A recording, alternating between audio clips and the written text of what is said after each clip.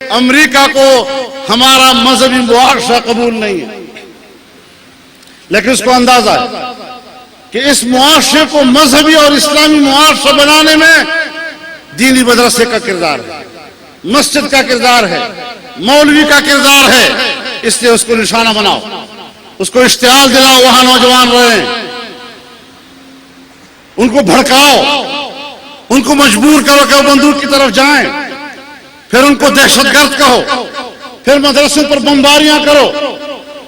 کہتے ہیں مدرسے، مجھے آپ بتائیں کہ ہنگو میں مولانا مفتی دین اظہر جو ہمارے ضلعی امیر ہیں، جو شہر کے مدرسے کے اندر مدرس ہیں، اس وقت بھی مدرسے میں پڑھا رہے تھے۔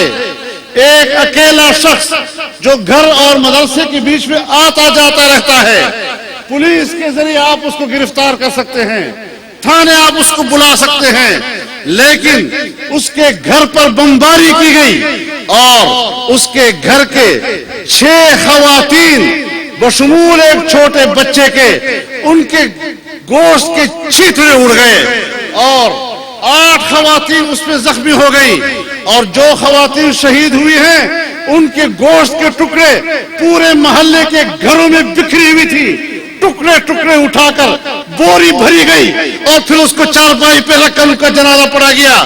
اس طریقے کی وحشت اگر طالبان وحشت کرتے ہیں، اگر طالبان اس وحشت کے مجرم ہیں جہاں اس قسم کی بمباریاں ہوتی ہوں، آپ بتائیں کہ اس معاشرے میں ہمارے افواج پاکستان کا امیج کیا بنے گا؟ دینی مدرسے کے اوپر بمباری کرنا، سٹل ایریا میں کون سا معاہدہ تم نے ان کے ساتھ کیا جو انہوں نے توڑا تھا؟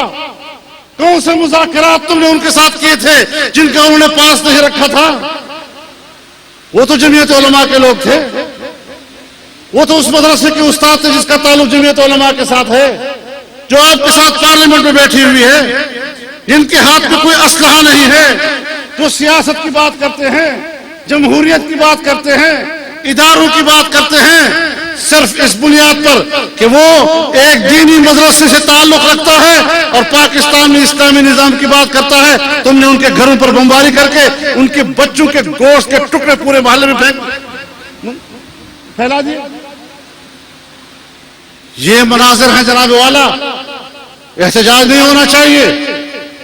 فوج کا امیج خراب ہوتا ہے، میں فوج کو عزت دیتا ہوں، یہ پاکستان کی فوج ہے، کل پاکستان کا دفاع اس نے کرنا ہے، میں اس کی عزت کو بڑھانا چاہتا ہوں، لیکن جس راستے پر وہ جا رہے ہیں میں اس راستے کو عزت کا راستہ نہیں سمجھتا۔ میں اس راستے کی ترغیب دوں گا اور دعوت دوں گا جو اس کے وقار اور عزت کا راستہ ہے۔ ہم نے کوئی ڈنڈے نہیں اٹھائے ہوئے، کوئی بندوق نہیں اٹھائے ہوئے، زبان سے دلیل کی قوت سے بات کرنا چاہتے ہیں، سمجھانا چاہتے ہیں۔ تو میرے محترم دوستو،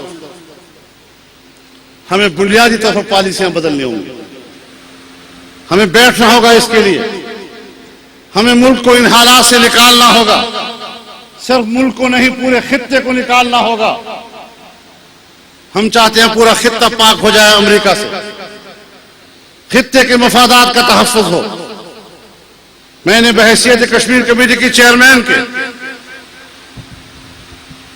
اسلامی دنیا کی سربراہوں کی تنظیم کو بھی آواز دی، میں نے ان سے بھی کہا ہے کہ یہ پورا خطہ مسلمانوں کا ہے، اس پورے خطے کے مسلمانوں کے مفادات کے تحفظ کے لیے آپ کو اقدامات کرنے ہوں گے۔ آپ نے چین کو بھی سمجھانا ہوگا، آپ نے انڈیا کو بھی سمجھانا ہوگا، آپ نے روس کو بھی سمجھانا ہوگا۔ اس کے لیے ہماری اپنی ایک آواز ہے۔ لوگ کہتے ہیں آپ حکومت میں بھی ہیں اور آپ اختلاف بھی کرتے ہیں، ہاں یہ ہم ہی ہیں کہ حکومت میں رہنے کے جو روایات ہیں پرانی، کہ جو حکمران چاہیں ہاں میں ہاں ملاؤ، ہم نے ان روایات کو ختم کر دیا۔ ہم جہاں بھی ہوں گے اپنی بات کریں گے، حزب اختلاف میں چلے جائیں گے، وہاں بھی تو قاف اور نون ہے، وہ بھی تو آپریشن کی حمایت کر رہی ہے، پھر وہاں کیا کریں گے؟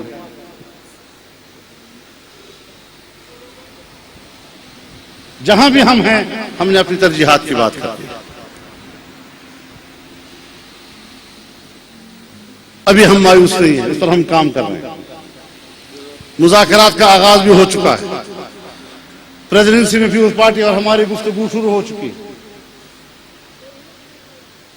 ہماری کوشش ہوگی کہ ہم گھر کے اندر رہ کر گھر والوں سے کہیں کہ سیدھا راستہ لے. اپوزیشن میں جا کر تو پھر ایسا ہوگا جیسے ہم پڑوسی کے گھر میں آواز دے رہے ہیں. تو ہمیں اپنی حکمت عملی پہ چلنے دیں.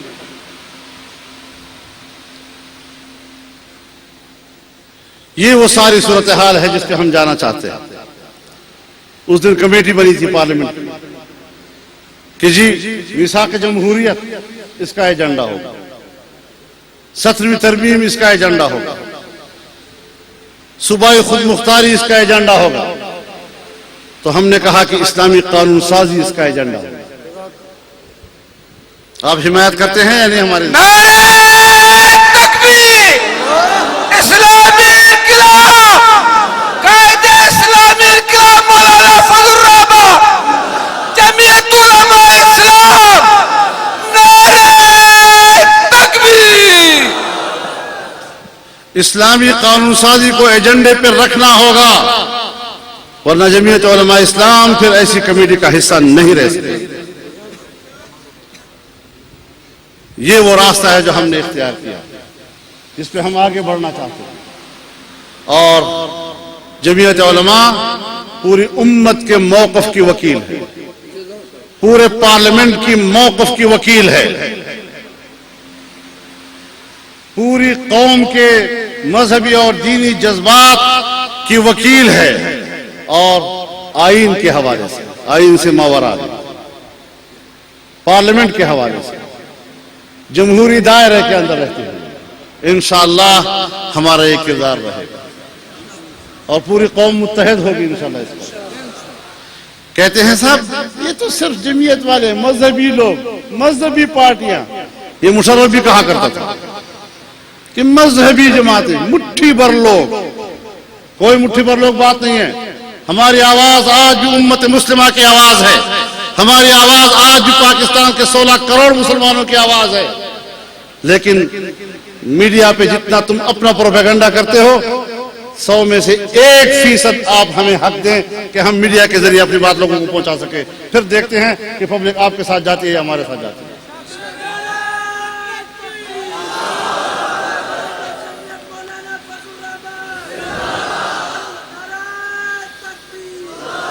تو انشاءاللہ العزیز یہ جدوجہد جاری رہے گی، یہ جنگ جاری رہے گی. اسلام کے تحفظ کی، مدارس کے تحفظ کی، قال اللہ اور قال الرسول کے تحفظ کی، اور اسلامی معاشرے کے تحفظ کی. اور اس میں پوری قوم کو شانہ بشانہ لے کر آگے چلیں گے. ملک کی بقا اور استحکام کے لیے اپنا بھرپور کردار ادا کریں گے. اللہ تعالی ہماری رہنمائی فرمائے. وآخر دعوانا ان الحمدللہ رب العالمین.